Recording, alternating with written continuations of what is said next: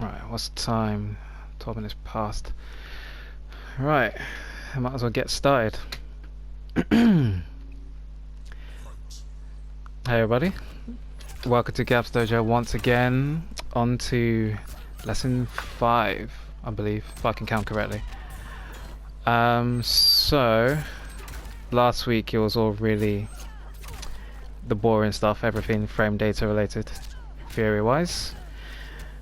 So we kind of reviewed the separate categories involving frame data: startup, active, recovery, hit, block, counter, and advantage. Certain terms that's been thrown around related to it, such as jailing, and basically understanding each category and how it's important to help understand the utility of moves. So this week it's mainly going to be about the application of frame data. So kind of like once you get the understanding of what each category means or what it represents, how you can use it to how you can use it and implement it in your own game plan to find out solutions, to create your own offense or punish things, etc. So with that out of the way, let's do our first bit.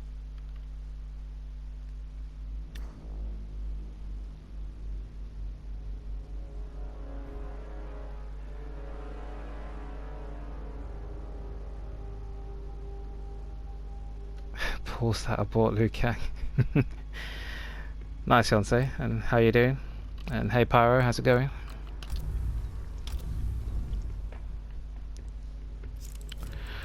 Right, let's go. What, today we're going to make it a Scarlet show today. Scarlet. She doesn't get a lot of love. And let's go Jade. Might know the drill by now.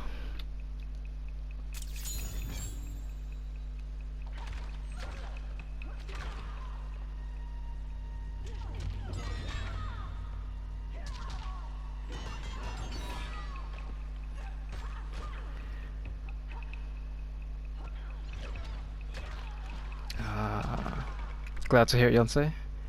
Oh man, no one's caught up on the drill. Thought someone would be on it by now. Someone pick a stage.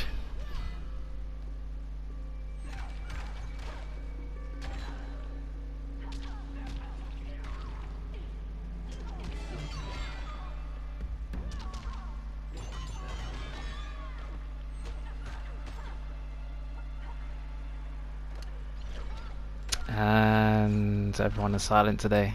I see your blood. There we go.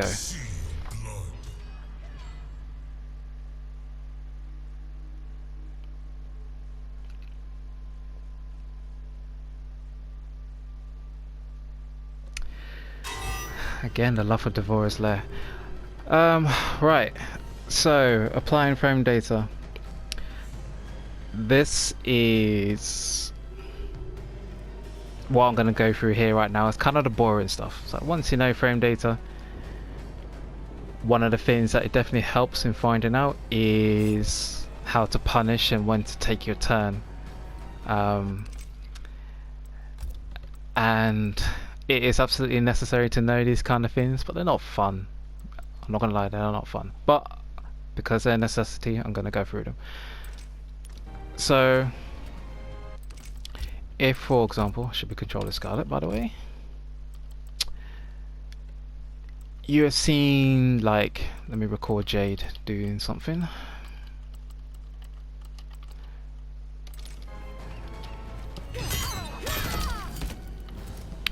Do I want her doing that? No, I want the low wave, that's what I want.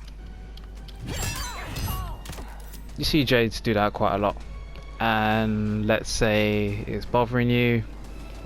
Every time she does it, you have to get caught, but when you block it, you can't really do anything about it.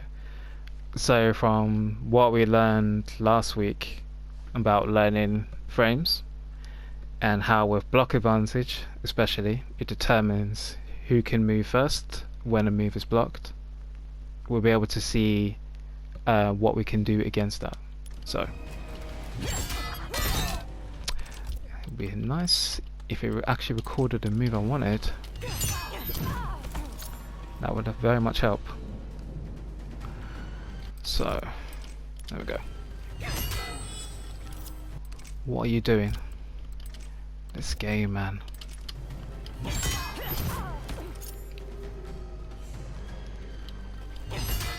There we go. So we can see there, blocking the wave is minus 21.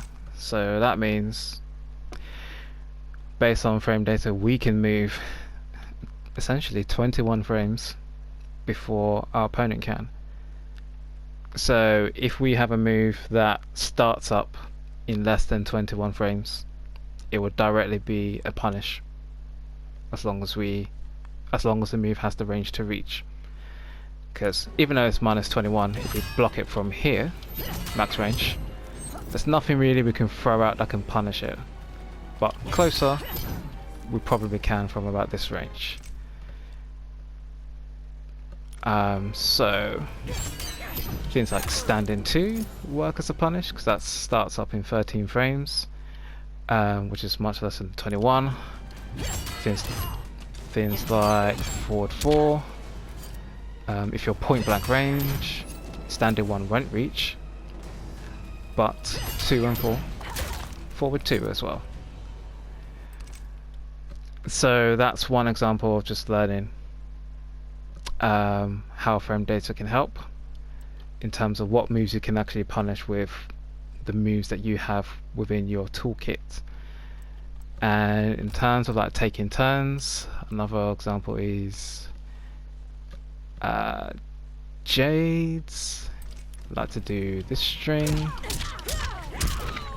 quite often, and I know that can bother some people. Some people find it difficult to deal with, especially after the third kick where it can cancel into another special.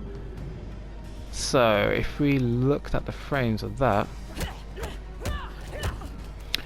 notice it says +5 on block advantage. So basically Jade can move 5 frames faster than we can. Now that doesn't mean that we can't do anything, but it does mean that if we do try to counterattack, because she has the advantage, we would likely get hit. So just to prove a point, I'm just going to record and then into back 2. So if we try to counter, we get beat out because Jade can move faster than we can. But as I referred to last week, most strings where it gives you advantage on block usually has a gap in it, and this is the same case with Jade's back 3-4-3-4.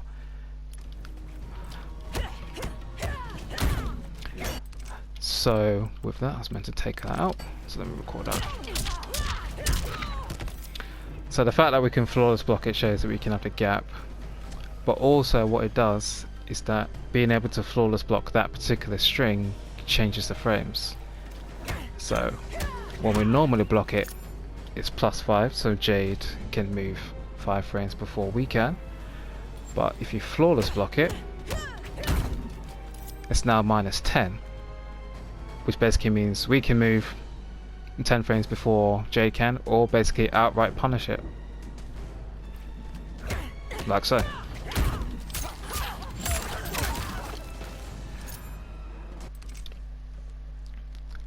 So when it comes to dealing with strings that have gaps in it, if you can learn to flawless block it, you take away the advantage that they have. Not every string unfortunately is able to be flawless blocked, but it is worthwhile knowing. And similar to when people do strings that are safe, like that one, know that when you block it, you can see that it's -4, so it's our turns to press buttons afterwards. But that's all the boring stuff. I wanted to get out of the way. So if there's moves that you find difficult to deal with, or you're not sure whether you can punish, doing things like this, like recording and blocking and seeing what the actual frames are, can help you determine the strategy behind it. But let's go to the good stuff. The stuff that actually makes knowing frames worthwhile. Scarlet. And for that, I need help from my main. Jackie Briggs. Let's go KO. So I'm pick a stage. How do you flawless block that? Do you let go of block and block again? Yes, so how to flawless block is letting go of block and then you press block literally the moment the move is about to connect. It's literally only like a 3-frame window or something like that, but once you're able to nail that, it changes the properties of some moves. So for strings that you know have gaps in that players like to use a lot, I personally feel is well worth practicing.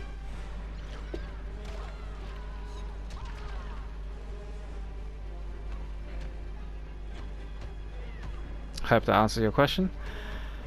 Because Pyro asked for it earlier, actually I'll go to the Dragon Grotto. Bushi Dragon Grotto.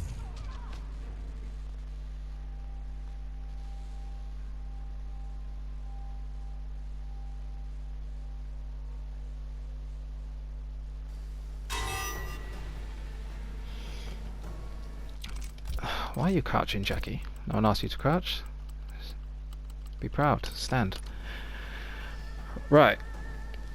So, the positive way of using frames. Firstly, I'm going to showcase a scenario that most people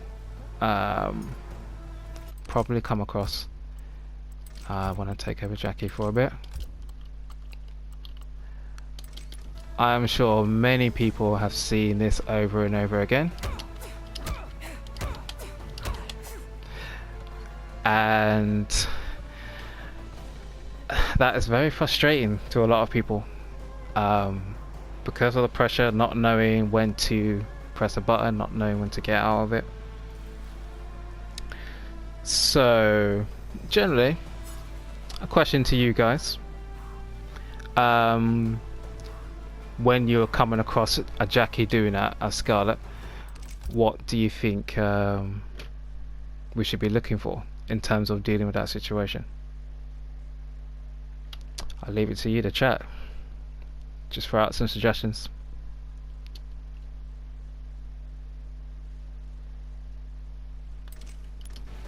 Gonna switch back to Scarlet.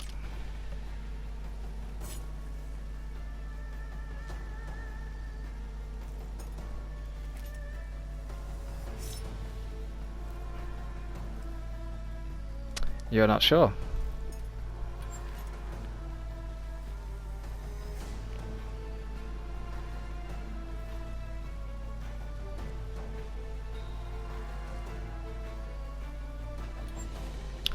Down is good for kick combos. Spam. Okay. Well, firstly, with Jackie, her cancels are generally all minus bar one of them, but the main one that people do, if you look at block advantage, we can see is actually -2. So even though it is such a small number that Jackies can continue pressing buttons afterwards, if you wanted to be very black and white, technically Scarlet should be able to press a button afterwards and counter whatever Jackie's going to do. But for that, we would need a fast move in order to counter that kind of pressure. So that's when looking at startup of moves comes into play. So for anyone that's a Scarlet player, but even just general characters, what buttons do you think would help counter against that kind of pressure? By all means, throw out some moves for me. I would like to try and get you more involved in this, so it's not just me droning on for like an hour. So at least that way you get some form of interaction. And also stops me from ignoring the chat.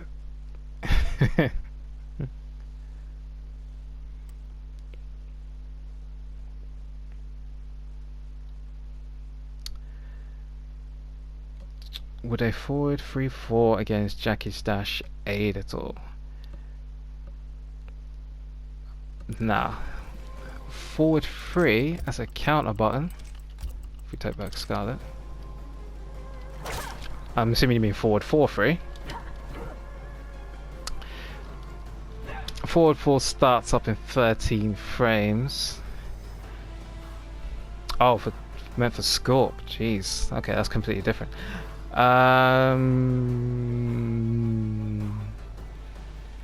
Depends on the scenario. Molly says standing 1. Standing 1's a good button. 7 frames, which is very quick. Only 16 frames of recovery. Now, as I mentioned before about recovery frames, the lower the number, the better it is, so that you're less likely to be punished while getting hit. Down 3. 11 frames startup, which is a little bit on the slow side, but might work depending on what Jackie does. Back 4 at 15 frames, probably too slow to deal with that kind of pressure. This would be more for long range like that, but for pressure buttons, probably not good for it. But standard 1's a good option, down 3 is a good option. Surprised no one has said down 1 though. I mean, that is also 7 frames as well. Low recovery. Why all of a sudden she bullies Scorpion players now? Do you mean Jackie? Jackie's always kind of bullied Scorpion players, to be honest, from day one. Wait a minute, are you talking about... Pare, is your suggestions talking about Scorpion? Because you're confusing me.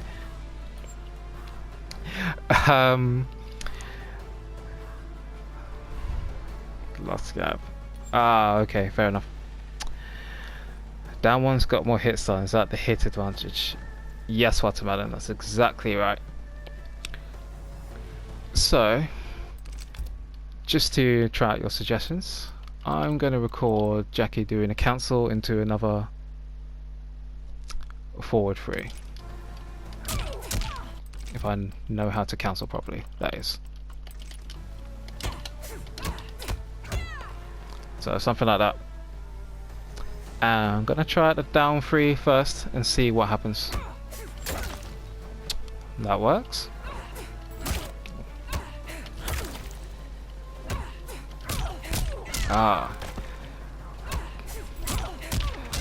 So it seems to be a very, very tight window to get that down 3.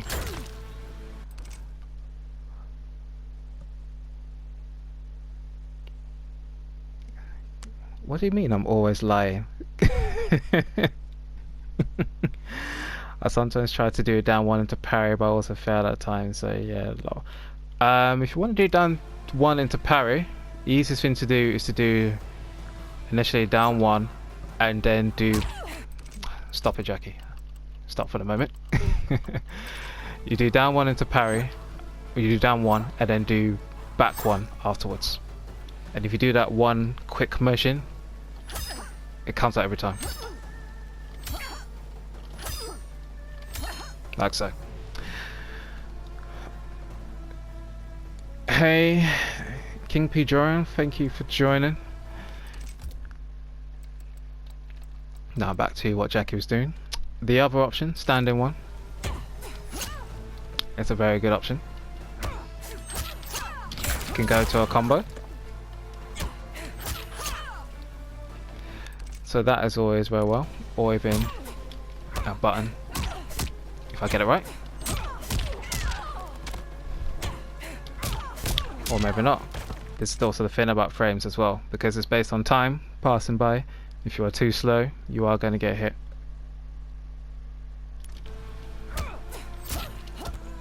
Something like that. And the other is of course down 1.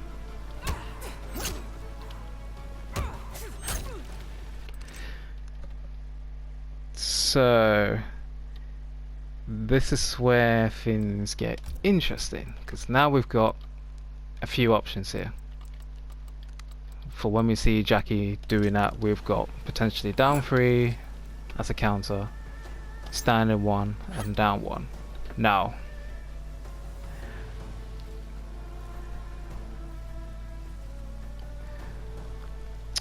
Scarlet overall, I believe, is in no shape to handle Jackie's abuse. Well, Pyro, maybe at the end of this lesson I might make you a believer, but we'll see. Is it possible to down 1 into Blood Tentacle or just do the Pyro? You can down 1 into Blood Tentacle. Similar case where you do down 1 but then just do back 4 afterwards. Like so. So personal advice, while down 3 does work, because of the amount of times you'll be dealing with higher level pressure and low frames, it'll be safer to do standing 1 or down 1, because not only is it faster, it gives you more leniency and time in order to make sure you get the counter, but also it allows you to set up your play. Weird question, but what's the point of pokes? Because they are fast and can break up combos. They make some matches unplayable. How do you punish pokes? Hold on to that question, J-Dog, please, and I'll stack at the end, because then I'll be able to showcase something referred back to a previous lesson that will explain that perfectly.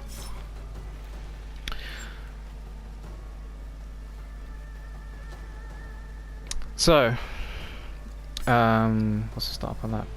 What's the startup on what power? Oh, the explosive blood move. Do you mean this one? That one, 18 frames. Anyway, so let's say we decided to do down 1, that whenever Jackie's going to do pressure like that and her councils, we're going to hit over down 1. If you notice, hit advantage says that we can move 11 frames before Jackie can. So since we can move 11 frames, we have more hit advantage. If you remember how I explained Jalen beforehand, Jalen is basically using a move whose startup frames is less than the hit advantage that we get. So since from us doing moves earlier, we know standing 1 is 7 frames. So if down 1 hits, we should be able to jail it into standing 1. And just to showcase how, I will have Jackie ducking, and if you time it right, she should be able to have to block standing 1 after down 1 on hit.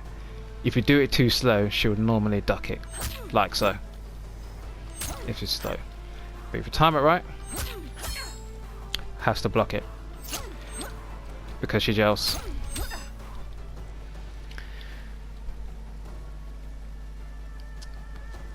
So, with that, once we want to escape pressure and know that a down 1 hits, we can go into down 1, 2, 1, 4. And knowing that Jackie has to block that string, go into tentacle to do more chip and give more space.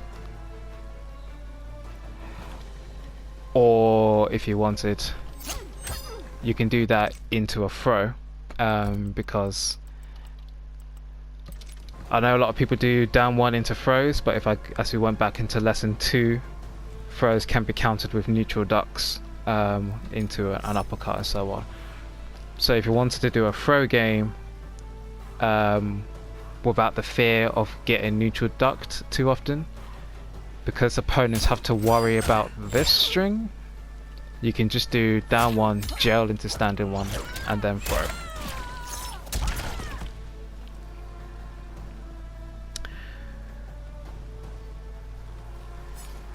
But in addition, if we look into another move that we potentially can jail after this. Down 3 is 11 frames, too slow. Standing 3 is 21 frames, way too slow. Back 2 is way too slow. Forward 2 at 13, while it would not jail, because there's only a 2 frame gap between the 11 frames of hit advantage we get and the 13 frame startup that Scarlet has, it's serviceable to use. You could use that. Only negative is because it doesn't gel, you can get things like if Fatal Blow is up, for example. That will work.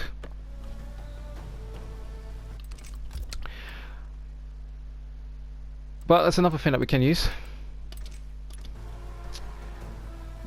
The recovery is terrible on that. What, on forward 2? Yeah, it's not the best. So when you do use it, you have to make sure it hits the opponent. If this is misses, you're going to be in a bit of trouble. Maybe potentially punished if the characters have got a long enough ranging move or a projectile. But if it hits, then it's good to use. But the other move that I wanted to showcase, just for a bit of fun, is there is standing 4. Now standing 4 is 10 frames, so while it's a very tight window, if you hit down 1, it should gel into standing 4, which is +1. What is a good use for whip standing 3? Based on its range and safe, it's not bad. It's just a mid check, so when you're zoning, like from here, and if the opponent gets to let me take over Jackie really quick, like around about here, it's not bad to use it as a move just to check them in their place, because you still will be safe. You could use forward 2 for the same purpose though, and because that's a mid which can't be neutral ducked, I think people would prefer to use that instead. But that's a reason for when you could use standing 3.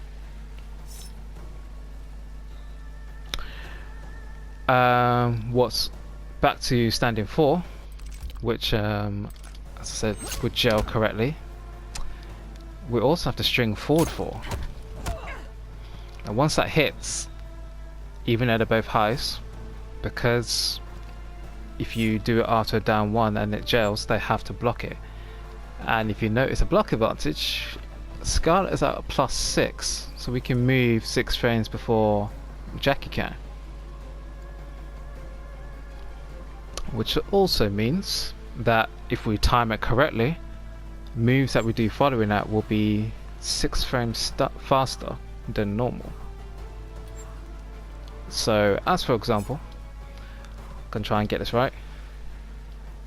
We can do down 1 into this, and then we can think about what moves could we use that will work at this range. Standing 3 is an example. Back 1, forward 2. Got tentacle, got zoned. You got many options. Is that Jackie's skin from Twitch Rivals? Yes, it is. Watermelon, best skin for Jackie. So, what we can do with Scarlet as a potential game plan, say if we hit a down 1, we can do something like this. Not that. We can do something like that, and then if we time it right, follow up with back 1 too. Now back 1's a 19 frame mid, and with 4 we are +6, so therefore it should come out in 13 frames if we do it right. And with that, if the opponent tries to counter, with the wrong move, they will get hit. So to prove, hopefully, my theory, I'm going to record Jackie do it. I'm going to record Scarlet do it. Down 1 into 4-4, and then into back 1-2. If I get it right. I bet I get this wrong thousands of times. Hopefully I don't.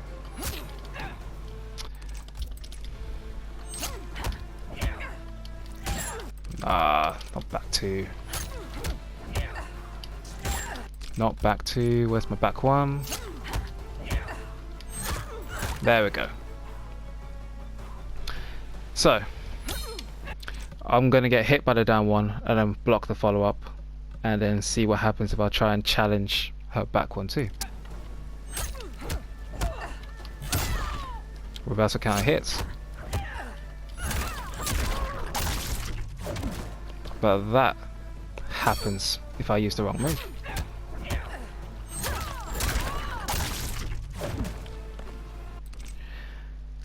And that basically only really works because 4-4 gives you 6 frames of hit advantage. So therefore, back 1, while usually starts with 19 frames, if you do it quick enough, technically will come out as 13 frame start to the opponent. So as a 13 frame mid, it's alright.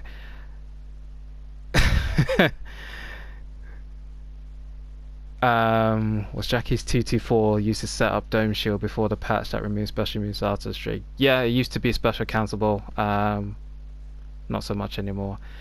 And hey, Ghost Bro, how's it going?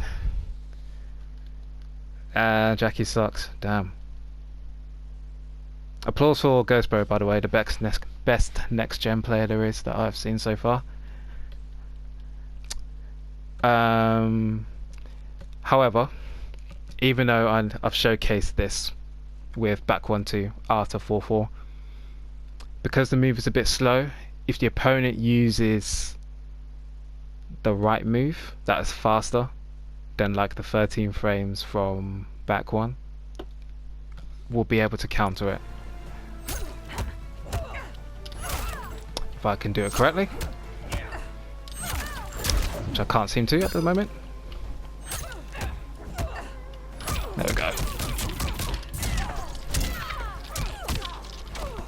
Anyway, but you get the point.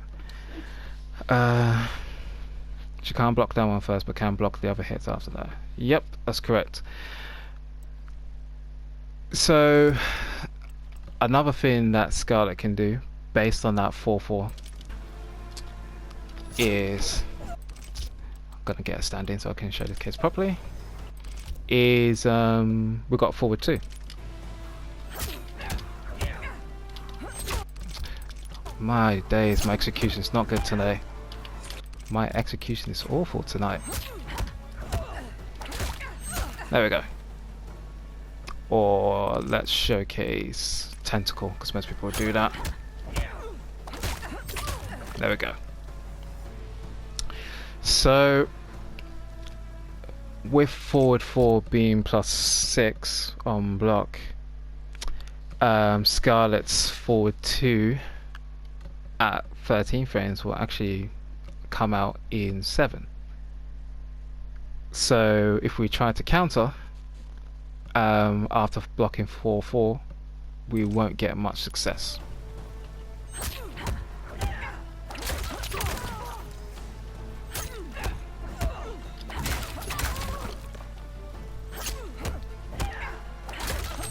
Can't even jump out.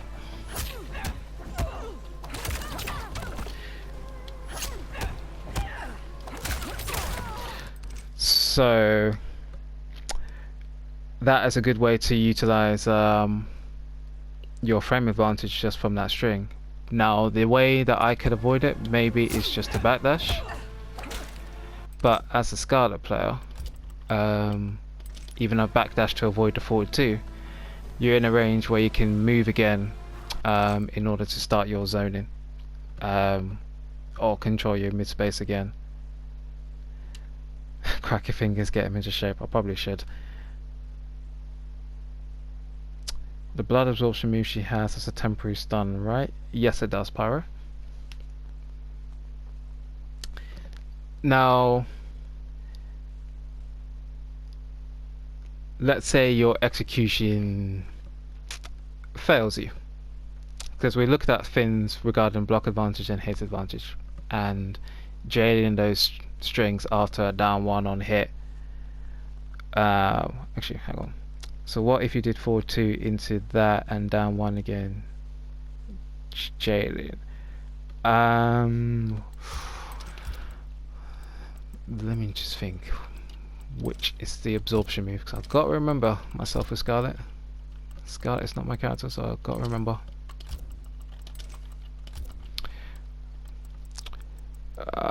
We talking about Bloodshot Amplify? Is that what you're talking about, Pyro? As in this one? If I can even do it. Wow. My Amplify not working? There we go. Talking about that? Yeah, back forward 2. If you're close enough, down 1 would hit, but looking at the way it staggers back, even if you did it at point blank range, it probably wouldn't work. And you only have 10 frames of hit advantage, so you wouldn't be able to gel anything actually at that range.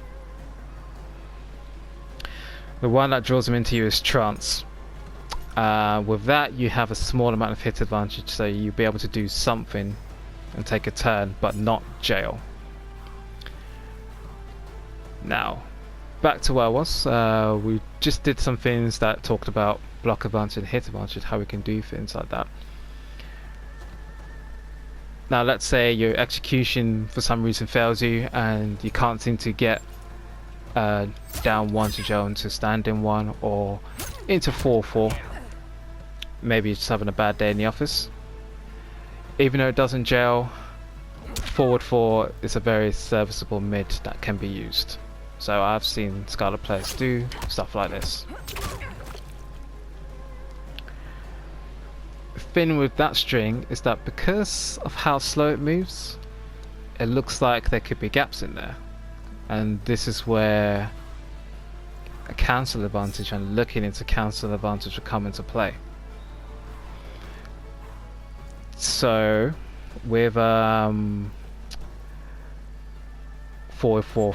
into tentacle, if you wanted to crudely test whether there's a gap in certain strings, as I've mentioned before in the past lesson, set the opponent to flawless block, well, block all and then flawless, and it will flawless block every single time there's a gap. So if we take the example of forward 4-3 into tentacle, there's a gap in every single point. And if you wanted to see exactly why, would require usage of cancel advantage. So normal blocking. The forward 4 on its own is -6 on block, but it has a cancel advantage of 16. So to work out gaps, it's basically the advantage whether on hits or on block, and then you subtract that from the cancel advantage. So with this, cancel advantage is 16, block advantage is -6, so there's 10 frame gap going next. So the next move has to start within 10 frames in order for it to not have a gap in it. But as we test out forward 4-3, we can see the second part of the string starts up in 23 frames. So because of the size of that gap, that is why you're able to flawless block at that moment. And if they didn't flawless block, you can see from 3 to tentacle,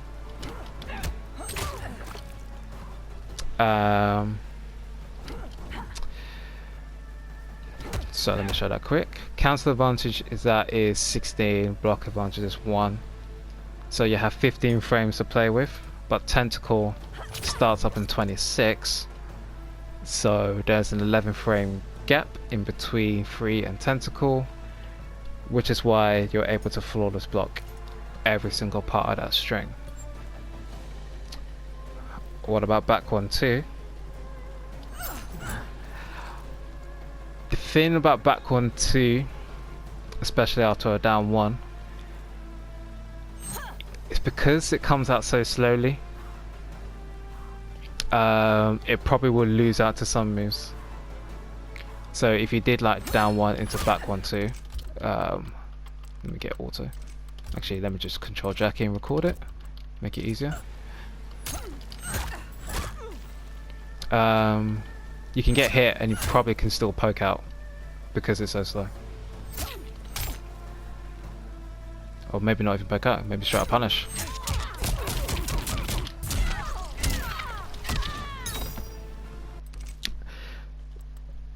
So I wouldn't advise using that in that scenario. Anyway, back to Scarlet. So if I recorded, actually I should go back to Jackie. Knowing there's flawless blocking gaps that I can do in that string, if a Scarlet player decided to do down 1 into this, I should actually block, that will help.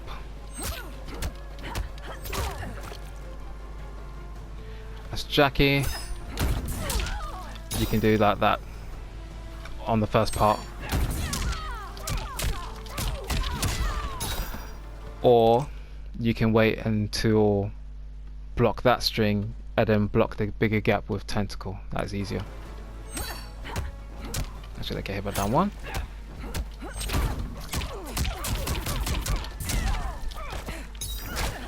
I swear my execution is so off today, but you get my point. Now that doesn't mean that using it is bad just because I can flawless block it and do it, because obviously the person has to be able to know that it can happen and know how to execute it. And it is something that's worthwhile using until your opponent can showcase they know how to deal with it. But just based on this, we've gone from a point of coming into a scenario where we couldn't deal with Jackie's pressure, for example, and just from countering with a down 1 on hit, just from learning frames and knowing frame datas of different moves, we've actually developed kind of an interesting different game plan that we can use for Scarlet. So whenever your down 1 hits, I know a lot of people that I've seen generally just do that, but hopefully just from this application I've just showcased that there's more to it. You don't have to be so linear. There's different things you can do, showcasing, like as I said, with 4-4, with 4-4, with forward 4-3, with forward 2, with tick throws with like standing 1, or even just walking back and like with punishing a counter poke. This kind of stuff is all developed from using frame data. Now, I've literally talked a whole bunch of numbers regarding frames over the past 2 lessons, and just want to make it clear that when you learn things like this and when you start learning the frames and things like that of moves, you don't actually need to remember the numbers like at all. Maybe a few for your own reference, but generally when you play you don't really need to remember the numbers. Like I said, that down 1 on hit, it's 11 frame hit advantage, so that means I can use a 7 frame normal in down 1 or standing 1 to jail, or 4 to jail from that. You don't need to remember that. All you need to remember is down 1 on hit jails into standing 1 if I time it right, or jails into standing 4 if I time it right. And And then like with 4-4 being +6, you don't need to remember it's +6, so my 19 frame back 1 becomes 13 frames if I time it right, or my 13 frame forward 2 becomes a 7 frame mid. It's more the case of 6-6 is plus, it's still my turn, so the opponent has to respect what I do next.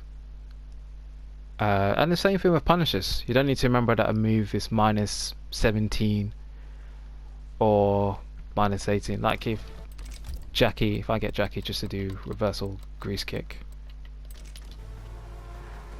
I don't need to remember it's -18. I can just say grease kick blocked is a standard 2 punish.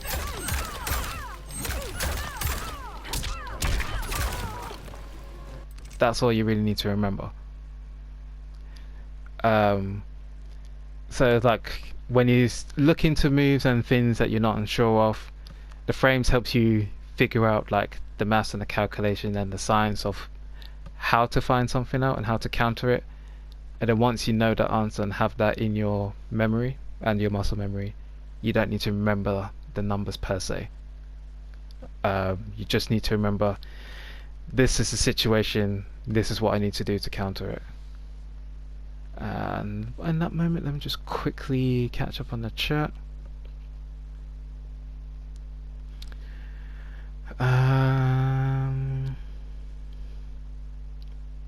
Chiba will probably cry trying to counter her.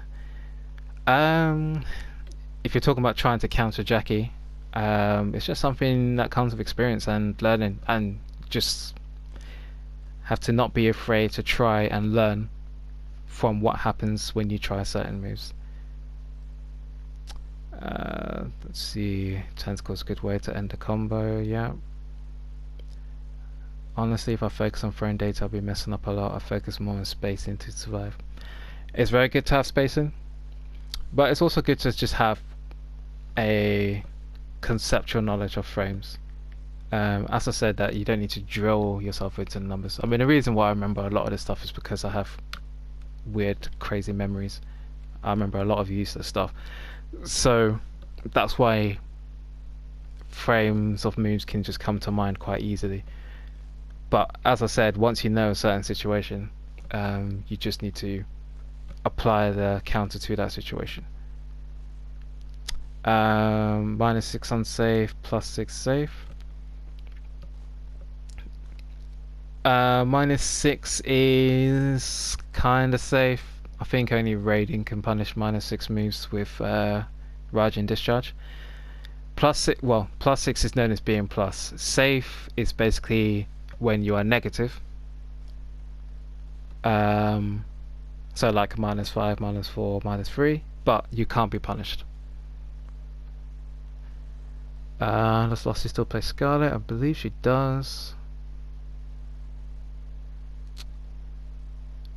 And everyone cussing out Cetrion and Highborn, which is nice to see. Anyway, as a summary, what we've just gone through here is basically an example of how you would apply frame data to scenarios. God bless me if you're Scorpion. I don't have a Scorpion. Applying frame data to scenarios and learning what we can do based on those frames to figure out scenarios and situations to our advantage, whether it's punishing things that we're not sure how to punish, whether it's taking our turn back when we're not sure about our turn, whether it is looking at things like hit advantage and block advantage to see what we can do to initiate our own offense, or when we should be blocking after something is blocked, and counter the advantage for gaps if you wanted to go that far. So that's really the science behind it, and that is really it in terms of what I needed to cover. So thanks for tuning in. Thanks for watching. I know a bunch of you will be watching this on YouTube. So for those people, hope you enjoyed it. Leave a comment for any questions that you have or anything that you want me to explain. I'm more than happy to go over again. Maybe use different examples to make it easier. And for that, hope you enjoyed the lesson. Aiming for the next lesson to be the following week, Thursday again. I'm torn between what I'm going to cover, because it's either probably going to be resource management or maybe hitboxes. But I'll ask people and see what they would prefer to see, what they would like to know, and I think that would be for the best. Instead of me dictating, there might be certain things that you would like to know. But yeah, for those watching on YouTube, thanks for tuning in, and see you next time. Take care. Peace out.